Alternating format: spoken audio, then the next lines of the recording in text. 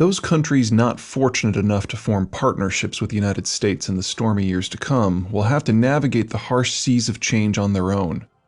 Some of them will be forced, whether due to privation or opportunity, to strike out beyond their borders to secure what they need or take what they want.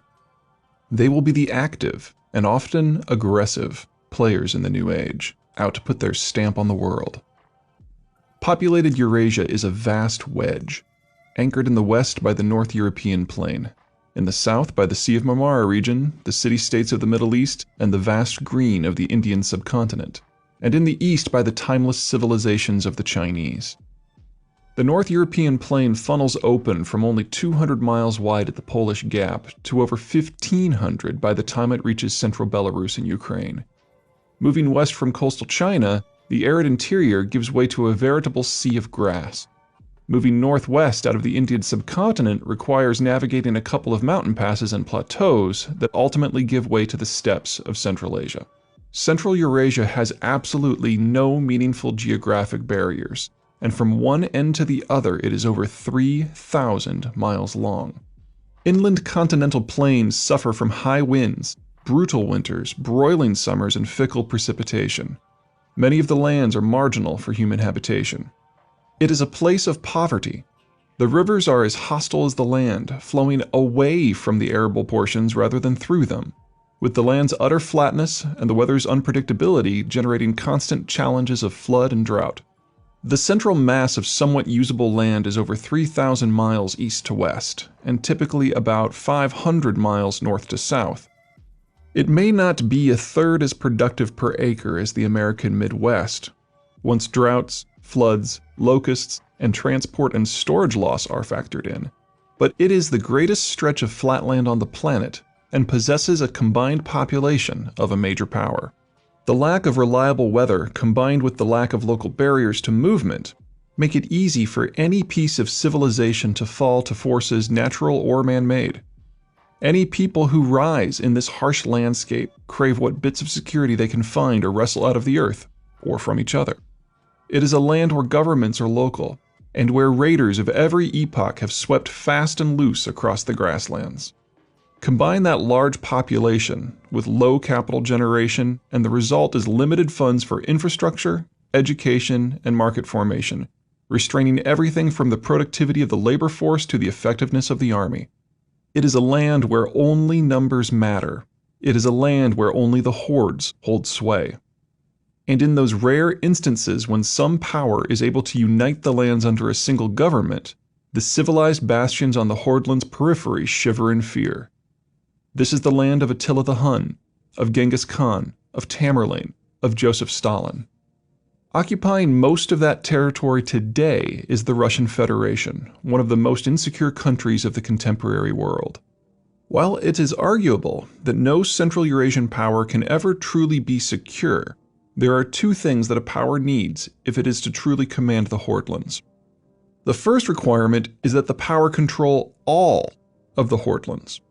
While Russia remains one of the largest geographic entities in human history and holds the title of largest country in the contemporary world, it actually needs nearly 3 million additional square miles of territory if it is to be even reasonably secure.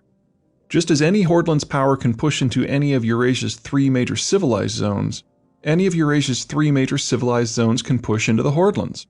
The Baltic coast, the Polish Gap, the Bessarabian Gap, the Black Sea, the coastal strips of the Caucasus, the Central Asian Corridor, and the Tien-Altai Gap are all points where the hordelands are vulnerable and where invasions have flowed in both directions.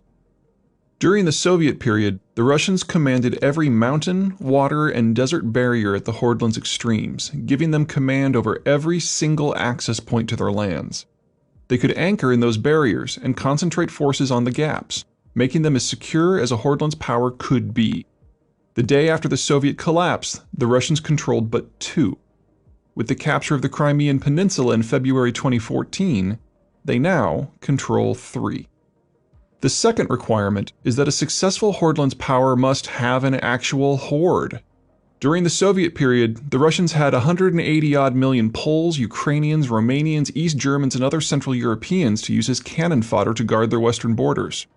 They controlled all three of the Transcaucasian republics, Georgia, Armenia, and Azerbaijan, using them as a 16 million strong series of highland speed bumps.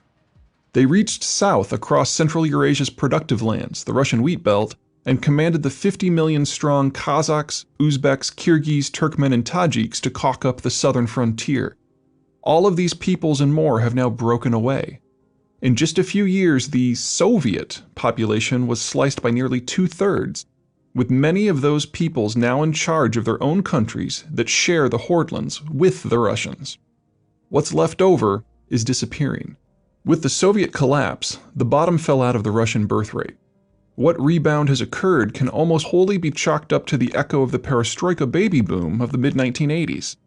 Within 5 years, it will be the far smaller generation of post-Cold War births who will be parents, and there simply are not enough of them to sustain a Russian population at even half its current size.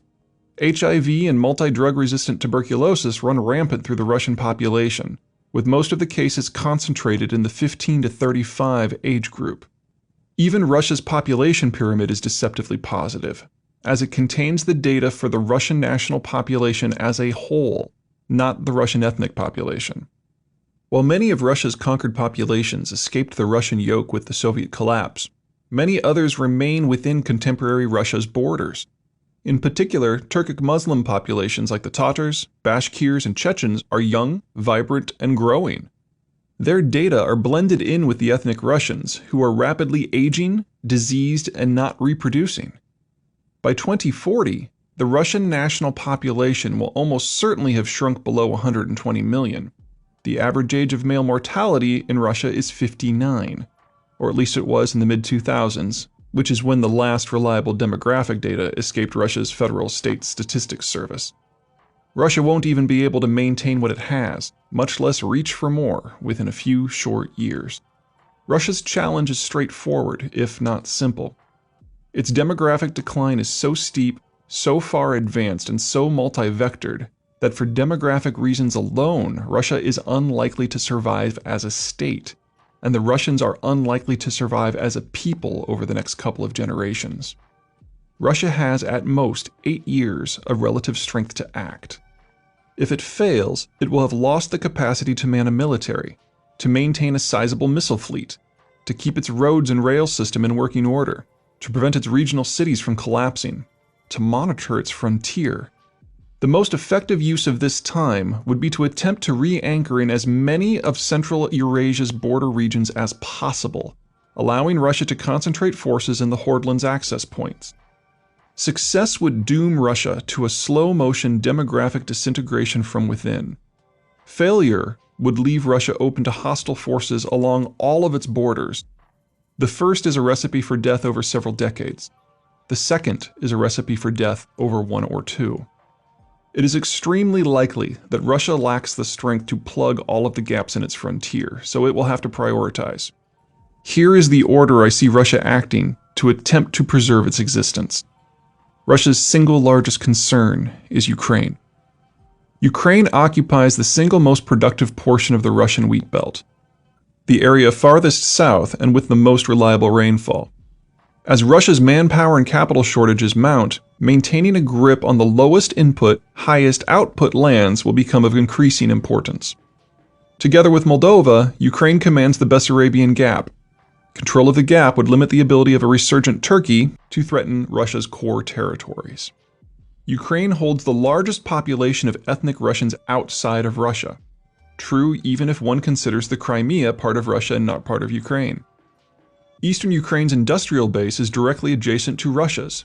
Combining them would assist all portions of the Russian economy to last a bit longer. Ukrainian infrastructure transport nearly half of Russia's oil and natural gas exports to Europe, making Ukraine an energy tool whose political leverage is nearly as valuable as its financial income. The Ukrainian border is only 300 miles of wide-open flatlands from Moscow, making Ukraine, at a minimum, valuable as a buffer. The only truly navigable river in the former Soviet Union, the Dnieper, flows through Ukrainian territory, flows south, and allows Ukraine to integrate economically with the lands of the Black Sea, the Sea of Marmara, and the world beyond. The river not only makes Ukraine the most potentially capital-rich portion of the Hordelands, it also makes it the only portion that can perhaps seek a destiny independent of Moscow. Russia dare not let that happen. The Crimean Peninsula commands the mouth of the Dnieper and is home to Russia's only true warm-water naval base, Sevastopol. As long as Crimea and Sevastopol are in Russian hands, Ukraine cannot make a true bid for economic independence, and naval powers, most notably Turkey, cannot dominate the Black Sea. Russia's efforts to re-anchor started in the Crimea in early 2014. They will not end there. In any form, an independent Ukraine is a threat to Russia, but it is only the first threat Russia must address. The second most critical region is the northern European frontier, home to Poland, Belarus, and the Baltic trio of Estonia, Latvia, and Lithuania. Collectively, these 5 states command Russia's exposure to the North European plain, as well as the Baltic coastline and the fate of Russia's second city, St. Petersburg. Russia must at a minimum neutralize this region. Poland and the Baltic trio are pathologically hostile to Russia, with extremely good reason. The Russians, Soviets, occupied all of them for 2 generations. The 4 not only collaborate closely to resist Russian influence, but are also increasingly partnering with 2 other countries historically famous for doing so with more success: Denmark and Sweden. Russia's key advantage is Belarus, which suffers from a culture cringe that is somewhat similar to Stockholm Syndrome. Belarus suffered under Soviet times just as much as the other occupied peoples, but the Belarusians are the only former Soviet people who actually want to be Russian. They do not see partnership with, or occupation by, Russia as necessarily a negative. A Russian-Belarusian partnership or merger doesn't unilaterally solve Russia's North European plain problem. The third target is lightly populated Kazakhstan. While large portions of the Russian wheat belt lie in Kazakhstan, Kazakhstan's role in Russia's future is primarily as a buffer region. It exists in a sort of no man's land between Russia's more densely populated European territories and the Turkic peoples of Central Asia to the south and the Chinese to the east. Moscow doesn't need Kazakhstan to be robust, or even to be a successful state. It just needs it to continue existing. So long as there is an independent Kazakhstan, there is no one breaking down Russia's back door. Finally, there is the Caucasus, perhaps the world's most unforgiving crucible of ethnic hostility. Imagine the pain of the Balkans, but inject it with the gentle mercies of the Huns, Persians, Mongols, and Russians, and then let it fester for a few centuries.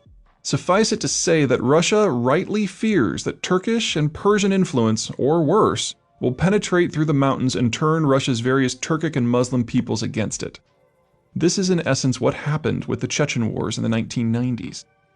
The Caucasus is a fractured and fractious region, and maintaining control would require precisely the sort of manpower-heavy effort that Russia will find increasingly difficult. Russian troops will certainly be used, but Moscow will use what money, technology, weapons, and intelligence it has to bolster multiple allied populations throughout the Caucasus region. The Armenians, the Abkhaz, and the Ossetians in particular. And as hostile influences and forces push into the region, the Russians will beat a fighting retreat behind the bodies of its falling allies. The specific order in which Russia addresses these concerns will likely be determined by the level of European and American non-diplomatic opposition. The Russians have already used their centuries-old propaganda tactic of protecting minorities to seize the Crimea and spark rebellions in eastern Ukraine. While ever-shifting economic, political, and military pressure prise the Ukrainian state apart, the Russians will begin work on the Caucasus, Belarus, and Kazakhstan, targets that generate far less concern in the West. Once those areas are pacified, the Russians will return to Ukraine, rescuing those in the Russified East and South who ask for help. In the Western Ukraine, invasion, accompanied by appropriate propaganda of course, will be necessary. After that will come the true challenge, the EU and NATO members of Poland, Romania, and the Baltic states.